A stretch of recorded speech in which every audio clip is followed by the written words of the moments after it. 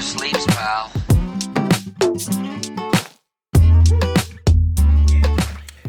Hey there, this is Pete Townsend from Norio Ventures, and this is episode 29 of Money Never Sleeps, a podcast that looks inside the head of entrepreneurs and at what makes them do what they do. This episode of Money Never Sleeps is kindly sponsored by Top Tier Recruitment, a Dublin-based specialist recruitment consultancy in fintech and financial services. In this episode, we talk to Helen Fullen, pre-accelerator leader at the National Digital Research Centre, or simply NDRC as we call it here in Ireland. Owen and I both know Helen from our respective lines of work. She is a well-respected individual in the Irish startup community, helping to knock down some of the outdated perceptions about what makes a great entrepreneur.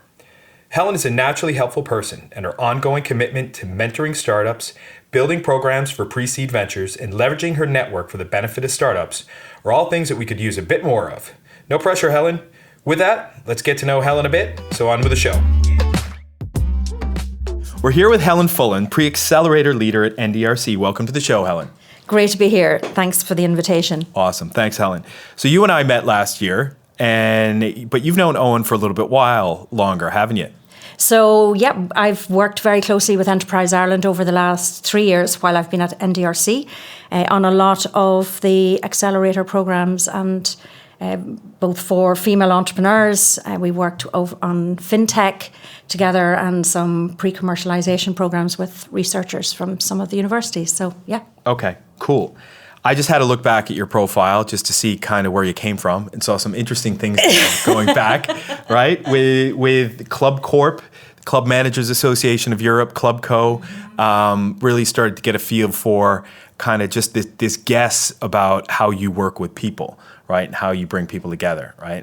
Was that kind of a baseline for, your career and a launching pad for kind of some of the stuff you're doing now? Yeah, so I suppose my undergraduate was in modern languages and I fell into hospitality on a summer J1 in the US, and kind of that became my passion and took me to the United States when I graduated and where I worked with Club Corp. And what we did was built relationships and enriched lives through shared experiences, through sport, through food, through travel. And I suppose building community, as you do as a general manager of a private club, was very much integral to, I suppose, the product that we were selling was that private club experience. Okay, all right, that makes sense. I get that. And then I saw as well the American Ireland Fund, which was good to see. That's and you right. did a couple of years with that. Yeah? That's right. So I was familiar with the Ireland funds because working in America, they have chapters throughout the United States. And so I had been a supporter and engaged with the organisation. And so when I returned from the United States, it was a good natural fit. Yep. To continue, building the profile of the organisation, and they were really focusing on their young leaders programs, and so I think the club management background was helpful. Okay, in that. All right, good. And then 2008 till now, a growth and innovation specialist. Yeah. Right. And yeah.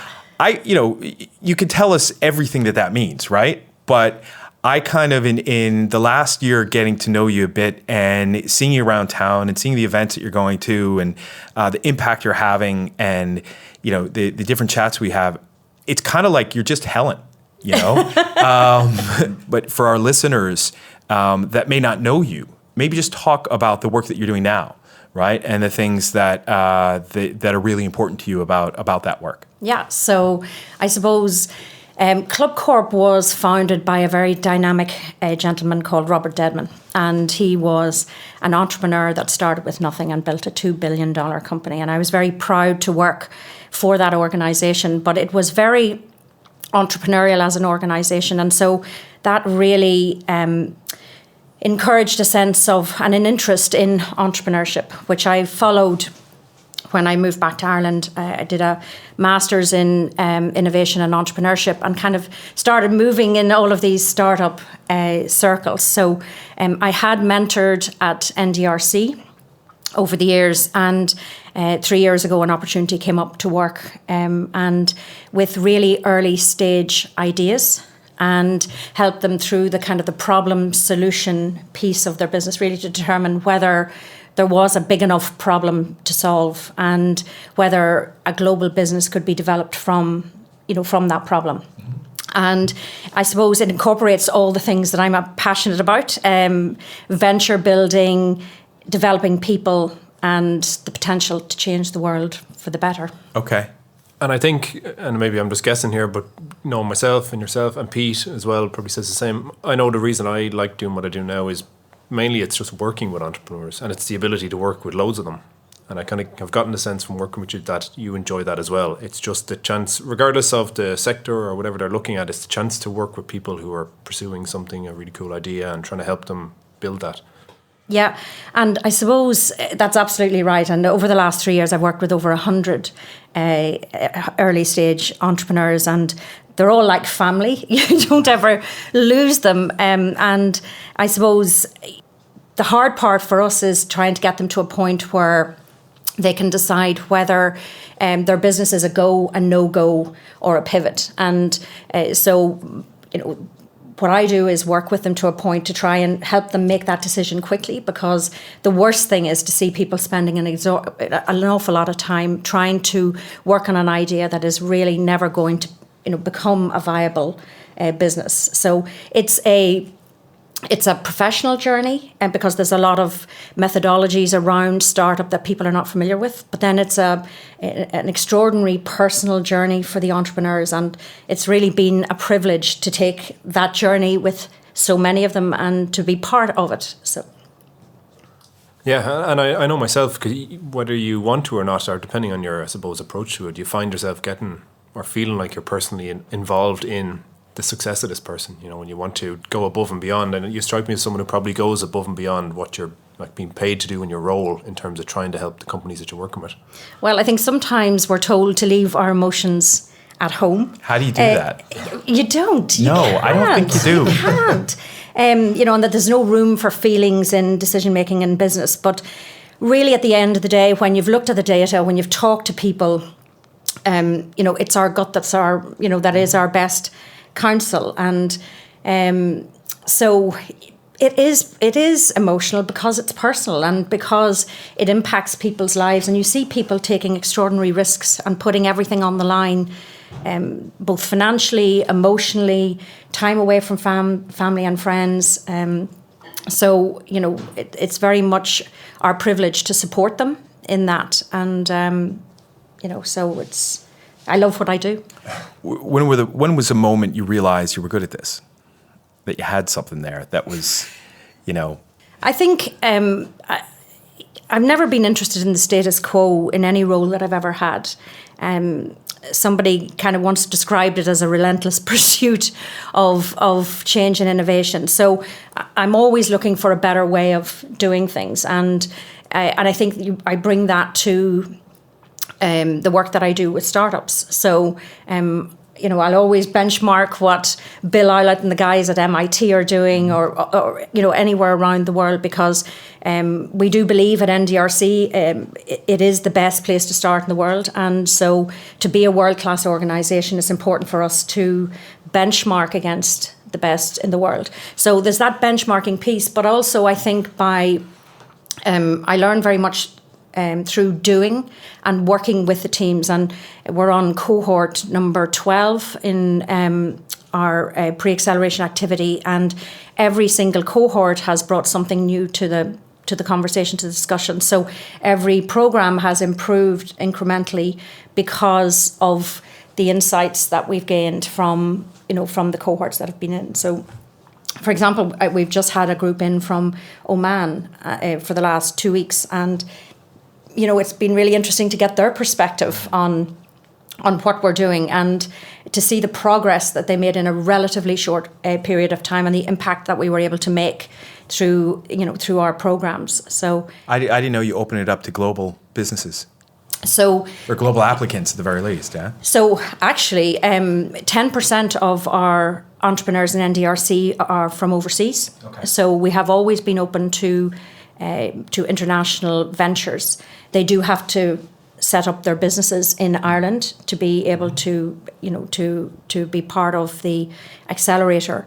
But 2 years ago, we partnered with the Oman Technology Fund, and we're just completing cohort 2 of a 3-month accelerator program in Oman. Okay. And as part of that program, those teams came in, and the Technology Fund also brought in some pre-acceleration teams as well to Ireland. So we had quite a diverse and international couple of weeks recently in NDRC.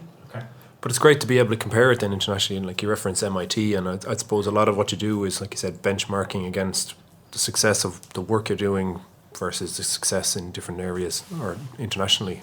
Yeah, and it's always interesting to hear, other people's perspective. Bill dropped in a couple of years ago when he was in town, and he talked about entrepreneurship as rigorous technical entrepreneurship. That it was really like a science to kind of develop your business. And I thought that was a really interesting way of looking at it, because everybody sometimes thinks these things are just organic, they just happen. And, Bill talked very much about the rigor that has to be applied to the problem canvas, to your customer discovery and validation, to really understanding your market. And I think that was kind of a really interesting perspective, and one that I've kind of embraced in the programs that I work on. Something I find a challenge is, and I know we've talked about it briefly before, Pete, is that like I'd be very data driven, and we look at numbers, 3 in 10 startups will work out, or less than 3 in 10. But then every company I work with, I want it to work out. And I almost forget then, because I get a good feeling about the company or the founder, I forget the fact that, the majority of the ones I work with won't work out. Yeah. So I find that hard to kind of remind myself of that and stay sort of ingrained in the data. Do you find that as well when you're working with some of the companies that you would know, and I suppose as well, even on the female founder side, you'd know the numbers would not necessarily be with the companies in terms of being successful, but yet it's hard to stay removed from that in terms of wanting to help them? Yeah, so I suppose what I try to do is get them to a point as quickly as possible to understand, is the problem worth solving? Is the market big enough? And is there a viable business? And I think the hard part for me is when I see people that just cannot give up on an idea that has no legs.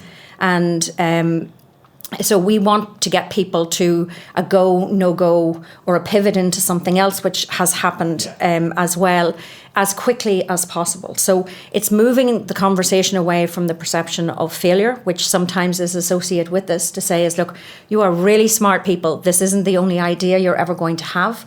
But if it isn't a viable business, it's better for us you're better spending your time doing something else rather than trying to kind of watch something die slowly. So, but my odds are better than 1 in 10 or 3 in 10. All right. I kind of we're around the kind of five out of 10 usually, so it's not bad odds. 3 in 10 is good odds in baseball. Okay. Okay. Well, 5 and 10 isn't too bad in entrepreneurship. So yeah, that is good. I know you've done a lot of work on the female founder side, like Owen mentioned, and female entrepreneurs.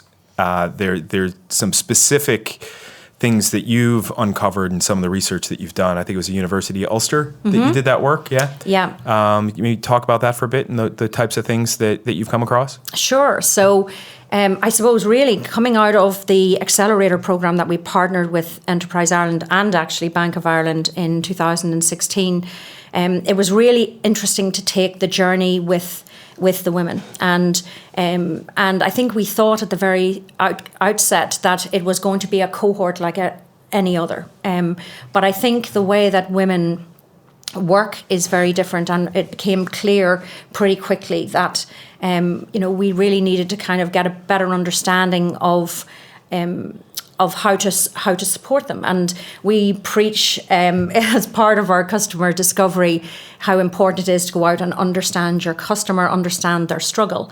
And so it was important for me to understand their struggle. What were the things that they needed?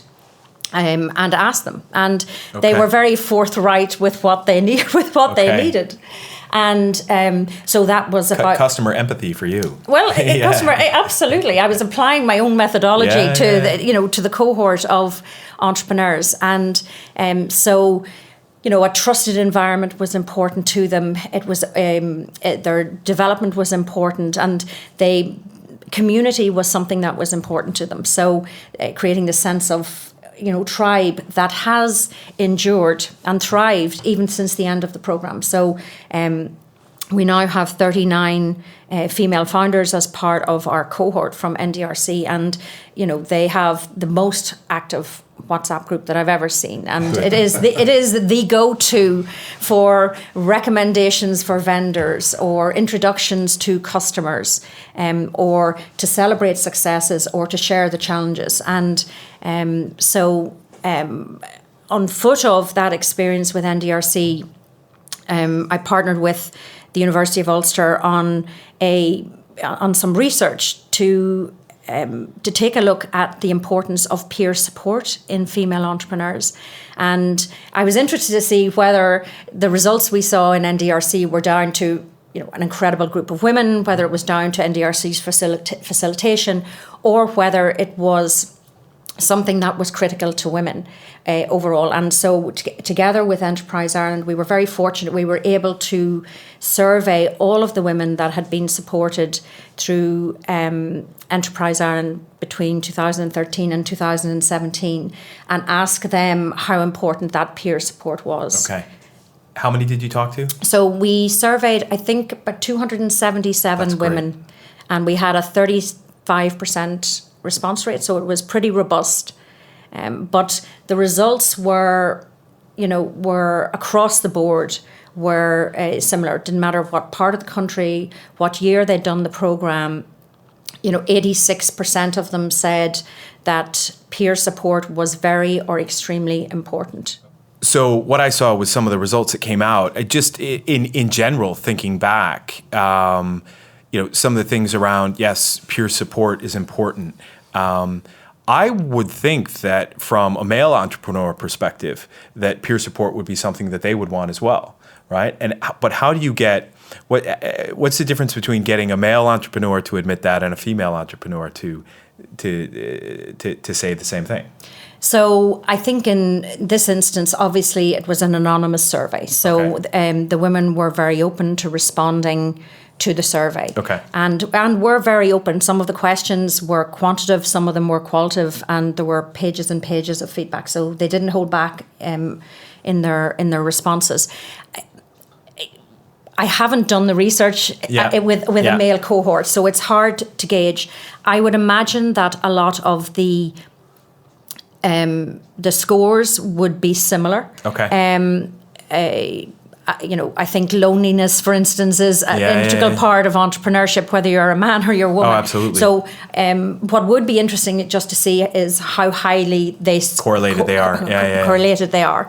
But it's probably somewhat tied into, even though some of the issues would be the same, I think there's more an element of there being, there's more now, but there being less female kind of entrepreneurs as role models. So, I think the need, or maybe I'm guessing, but the need for kind of that peer support from the female side is actually just that there's more awareness that there's more female entrepreneurs out there kind of as a role model to follow on, because the more you see doing it, then the more people that'll get involved in it. And it's the same with raising money. Then the more females that are raising money for their investments or for their ventures, then the more that'll follow on from that. Yeah. So I think you're absolutely right. If you can't see it, you can't be it.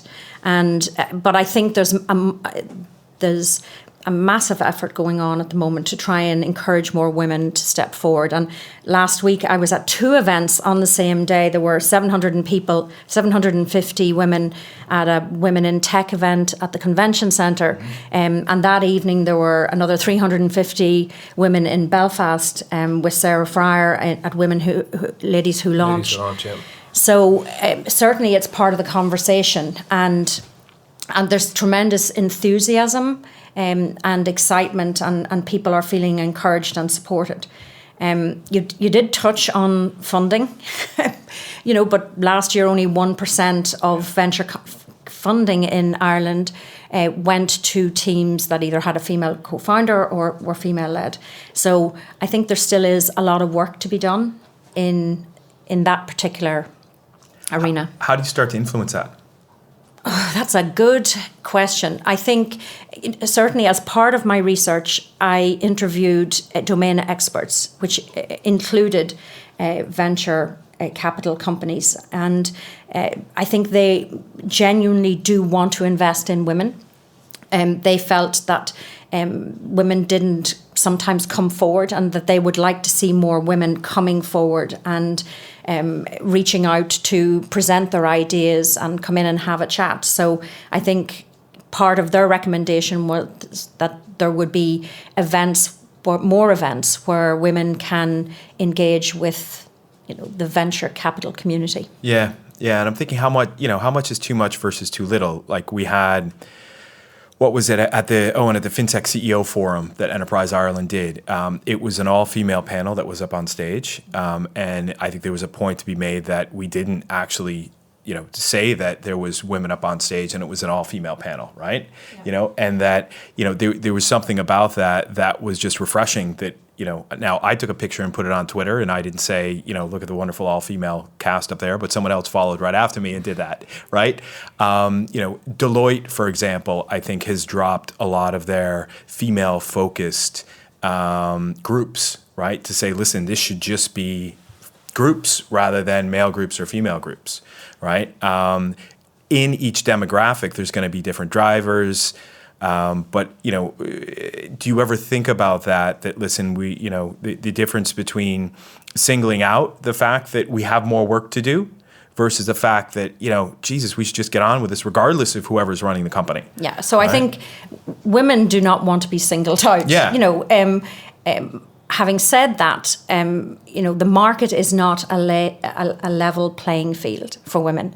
And that's meant that there have had to be interventions to encourage more female entrepreneurs. And I think Enterprise Ireland realised that back in 2012 when they started introducing support such as the Female Founders Competitive Start Fund, the role models, the focus on events and programs and accelerators to try and encourage more women to step forward. Mm-hmm. At some stage, we hope that those interventions won't be necessary. Yeah. But for the moment, until such time as it's a kind of a 50-50 yep. Marketplace, those interventions are necessary. Yeah, there's a place for it. Yeah. Absolutely. And we've been very lucky because, like I referred to earlier, there are a lot more successful now female entrepreneurs. Like we've had Anya Malloy from Girl Crew, Emerald Deleu, Elaine Dehan from Pocket Wire. And we've never set out to focus specifically on having 50-50 split. Yeah. We've just been very fortunate that there are a lot of women out there now doing great things and becoming role models, which I think is leading to more. So hopefully it's, now, like Pete said, we can step back from saying things are female focused or it's female led, because there just are more numbers, and those numbers will hopefully start to level off in the market then as well. Yeah, so actually in 2012, when Enterprise Ireland originally did their research, I think only 7% of high potential startup companies were female led.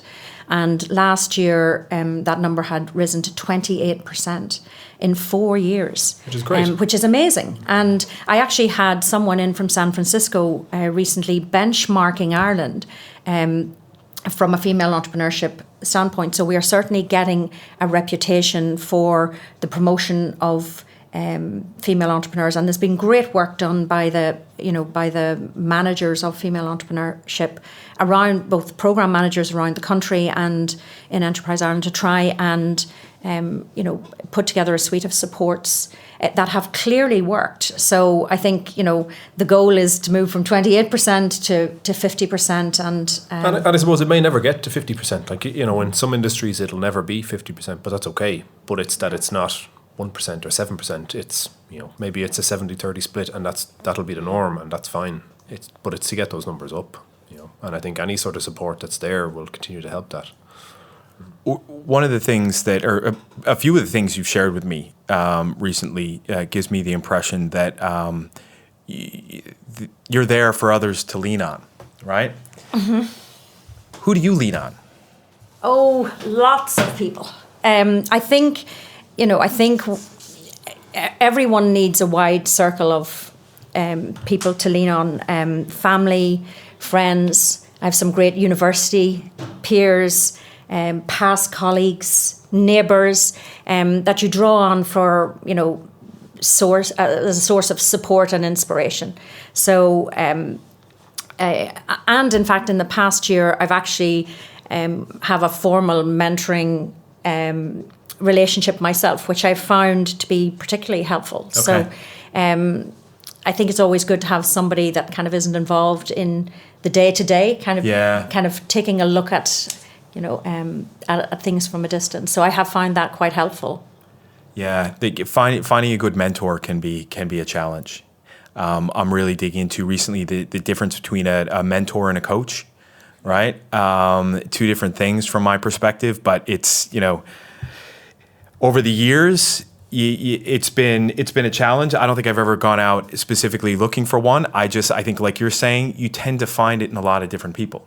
I think you're lucky to perhaps have someone that you lean on specifically on that. But it can be a challenge. It can be fun at the same time.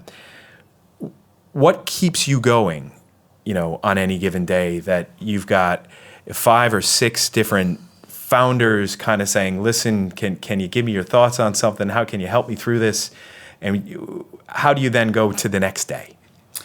It's never a hardship to talk to a founder that has a challenge. I think the struggle sometimes is what we need. Mm-hmm.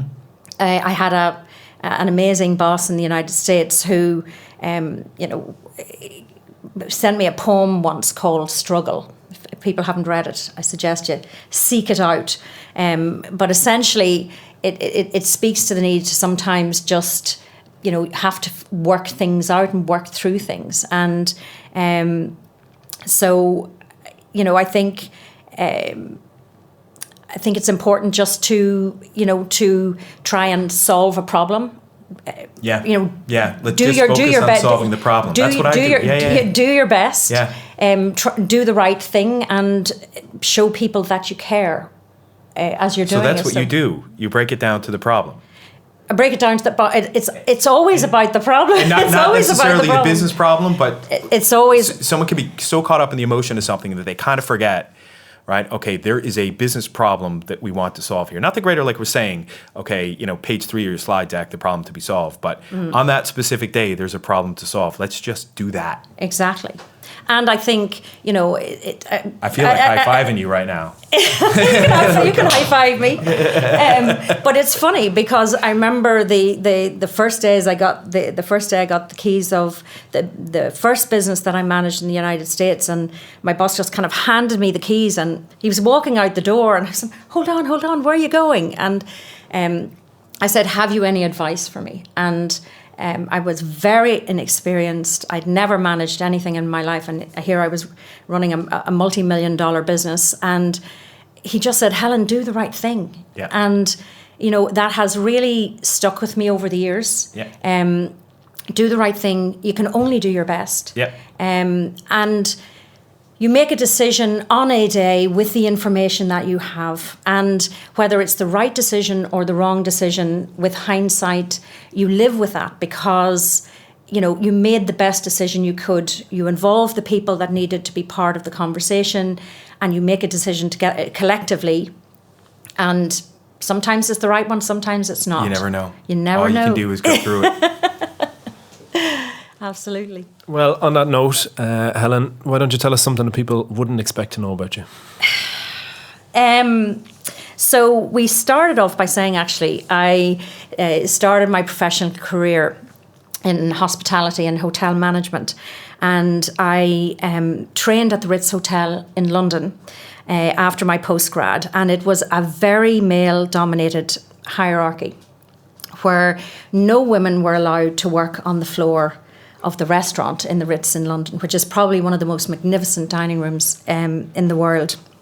So I challenged that status quo, and I was the first woman ever to work on the dining room floor in the Ritz restaurant in London. Wow. Yeah. Very And impressive. I was back there a couple of years ago in just catching up with some former colleagues, and I stuck my head into the restaurant and I saw some women working there.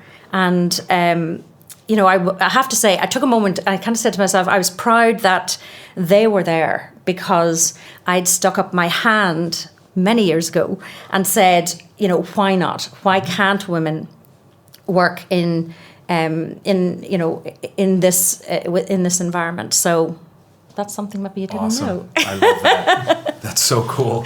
Thank you. So Helen, one final question. You know that our episode titles for this podcast are mainly rap themed, right? And that's just from Owen's background and my background, both students of 90s rap, hip hop. If you had a theme song for the kind of work that you do, and it wasn't influenced by West Coast, East Coast battles between hip hop and rap and, you know, the 1990s, what would it be? Oh, it has to be Jerry Rafferty, Get It Right Next Time. I've never heard that song before. Well, Helen, thank you for coming on the show. Really appreciate you sharing all that with us. Fascinating story, and just keep doing what you're doing. Thank you. I love it. Thanks. Thanks. Bye. Money never sleeps, pal. So that wraps things up for this episode, but hold your horses. We'd like to thank Helen for opening up her mind for the 29th episode of Money Never Sleeps, a podcast brought to you by Norio Ventures and Owen Fitzgerald, and sponsored by Top Tier Recruitment. You can find out more about Helen by following her on LinkedIn and about the NDRC in general on their website, which is NDRC.IE. If you like what Helen had to say today, let her know so you can get in touch with her through the NDRC website. Please subscribe to Money Never Sleeps on Transistor.fm, iTunes, Spotify, or on your favorite online media channel and leave us a review. Each one helps. You can access all of the Money Never Sleeps episodes through a link on the podcast page on the Norio Ventures website, which is norioventures.com. If you're an entrepreneur with a story to tell anywhere in the world, drop us a line using the contact form on the Norio Ventures website. Besides this podcast, we help founders build their ventures. So check out norioventures.com to learn more and get in touch. Finally, we'd like to thank Conan Brophy from Create Sound for recording and editing this podcast. And thanks to the Bank of Ireland Innovation Lab for hosting us and for all that they do for the startup community in Ireland. Till next time, thanks for listening. See ya!